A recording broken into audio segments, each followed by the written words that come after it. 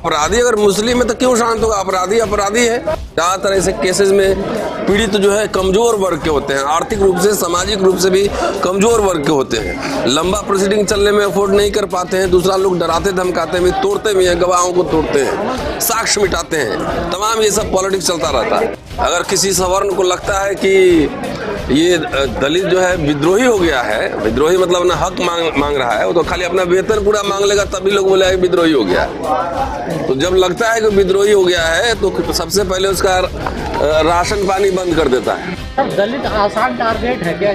जाहिर है दलित आसान टारगेट है। वो आप बाबा साहब को पढ़िए, वो बहुत पहले लिख चुके थे कि जब उस पर हमला होता है ना तो उसको बचाने वाला जो है ना कोई बदला लेने वाला भी नहीं होता है ना, बचाने वाला होता है।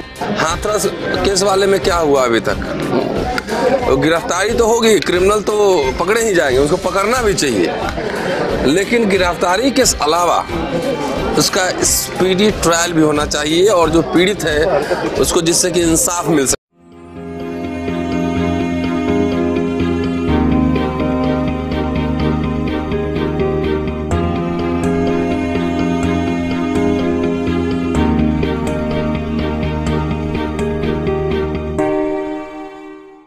हाथरस में किस तरह से बहुजन समाज माइक को बराबर रखो इंडियन साइज में यार। उसके बाद लखीमपुर खीरी में 2 लड़कियों के साथ बड़ी वारदात को अंजाम दिया गया।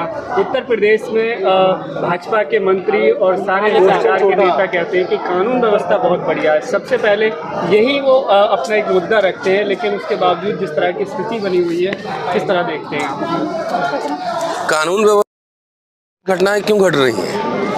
गिरफ्तारी हो गई है लखीमपुर खीरी में, और मुझे लगता है गिरफ्तारी के साथ साथ स्पीडी ट्रायल होना बहुत ज़रूरी है। आखिर हाथरस केस वाले में क्या हुआ अभी तक? तो गिरफ्तारी तो होगी, क्रिमिनल तो पकड़े ही जाएंगे, उसको पकड़ना भी चाहिए, लेकिन गिरफ्तारी के अलावा उसका स्पीडी ट्रायल भी होना चाहिए और जो पीड़ित है उसको जिससे कि इंसाफ मिल सके। ज़्यादातर ऐसे केसेस में पीड़ित जो है कमज़ोर वर्ग के होते हैं, आर्थिक रूप से सामाजिक रूप से भी कमज़ोर वर्ग के होते हैं। लंबा प्रोसीडिंग चलने में अफोर्ड नहीं कर पाते हैं। दूसरा लोग डराते धमकाते भी, तोड़ते भी हैं, गवाहों को तोड़ते हैं, साक्ष्य मिटाते हैं, तमाम ये सब पॉलिटिक्स चलता रहता है। इसलिए मैं समझता हूँ कि स्पीडी ट्रायल उसका होना चाहिए, उसको त्वरित न्याय मिलना चाहिए। आरोप लग रहा है कि अपराधी मुस्लिम है, इसलिए विपक्ष शांत है इस मुद्दे को लेकर। क्यों मुस्लिम? अपराधी अगर मुस्लिम है तो क्यों शांत होगा? अपराधी अपराधी है। मैंने वीडियो मेरे यूट्यूब पे नहीं चला है, चला है ना उस पे कि अपराधी अगर है तो जात भी जाना चाहिए, सबका जात और धर्म एकदम क्लियर पता होना चाहिए। कौन लोग हैं इसका पूरा डेटा, क्राइम जो ब्यूरो है वहाँ से डेटा निकालना चाहिए। इसमें मुसलमान होने या ना होने से क्या फर्क पड़ता है? अगर मुस्लिम ही है तो उसको थोड़ी कोई डिफेंड करेगा। क्रिमिनल होता है। सर दलित आसान टारगेट है क्या? जाहिर है दलित आसान टारगेट है। वो आप बाबा साहब को पढ़िए, वो बहुत पहले लिख चुके थे कि जब उस पर हमला होता है ना तो उसको बचाने वाला जो है ना कोई बदला लेने वाला भी नहीं होता है ना, बचाने वाला होता है। और ज़्यादातर जो दलित हैं वो खेतिहर मजदूर हैं। अगर किसी सवर्ण को लगता है कि ये दलित जो है विद्रोही हो गया है, विद्रोही मतलब ना हक मांग रहा है, वो तो खाली अपना वेतन पूरा मांग लेगा तभी लोग बोले विद्रोही हो गया है। तो जब लगता है कि विद्रोही हो गया है तो सबसे पहले उसका राशन पानी बंद कर देता है, राशन पानी बंद कर देता है। और कहते हैं कि ये असहयोग, ये बहिष्कार जो है ना, गांधी के असहयोग आंदोलन से भी ज़्यादा खूंखार तरीके से काम करता है। चलने नहीं देता अपने खेत में, सामान नहीं देगा, बहिष्कार कर देगा। तो इसीलिए ना इजी टारगेट है कि उसका संसाधन नहीं है। लेकिन सर हौसला तो बढ़ेगा ना, जैसे बिल्किस बानो केस में और दोषियों को छोड़ दिया जाता है, तो जो इस तरह के लोगों उनका तो हौसला बढ़ेगा। इस सवाल का तो जवाब मांगना चाहिए था सरकार के जो प्रवक्ता है उनसे मांगना चाहिए था, बीजेपी आरएसएस से मांगना चाहिए था कि आप कानून का राज लगा रहे हैं और इधर 15 तारीख को लाल किला में बैठ के जो है भाषण दे रहे हैं महिलाओं के ऊपर, और उधर जो है चुपके से जो है वो जितने उसमें क्रिमिनल थे सब उधर छोड़े जा रहे हैं, और उनको माला पहना के, मिठाई खिला के, फूल भी पहनाया जा रहा है। तो ये तो जो कॉन्ट्रडिक्शन है, दोयम चरित्र है उनका, वो स्पष्ट रूप से सामने आ रहा है ना। लोग बेरोजगार हैं, भूखमरी से लोग मर रहे हैं, भूखे सोते रात। अब आपको चीता दिखाया जा रहा होगा, ये आप लोग इसमें बहस ही मत कीजिए। ये मोदी जी कुछ भी एक बात जो है वो ऐसे नहीं करते हैं। वो सब प्लान्ड होता है कि आप रोजगार पे बात नहीं करो, आप महंगाई पे बात नहीं करो, भ्रष्टाचार पे बात नहीं करो, इस तरह जो वायलेंस हो रहा है उस पर बात नहीं करो। चीता देखो, तो एजेंडा वो सेट करते हैं और आप लोग रिएक्ट करते हैं। मैं तो इन सवालों पर लिखता भी नहीं कभी। कह रहे कि शेर चीता लाया है। हाँ, वो आवाज़ सुनिएगा, वीडियो होगा।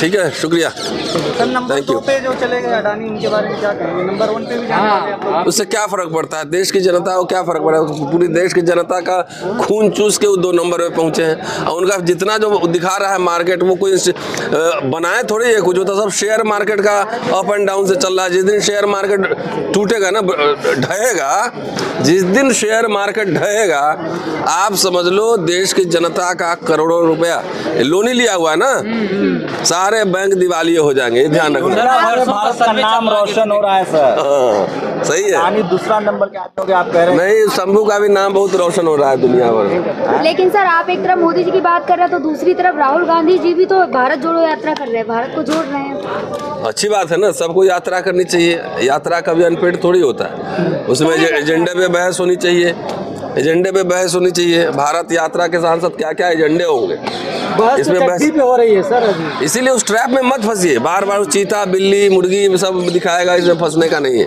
वो आपको आपके रियल मुद्दों से जो है ना डेविएट कराना चाहता है। इकोसिस्टम ठीक होगा अब देश का। ठीक है, बढ़िया, देखते हैं ना, अब चुनाव तो आ ही रहा है। इकोसिस्टम सर, दिल्ली यूनिवर्सिटी में ओबीसी के प्रोफेसर के लिए वैकेंसी दिखा, नॉट फाउंड सुटेबल।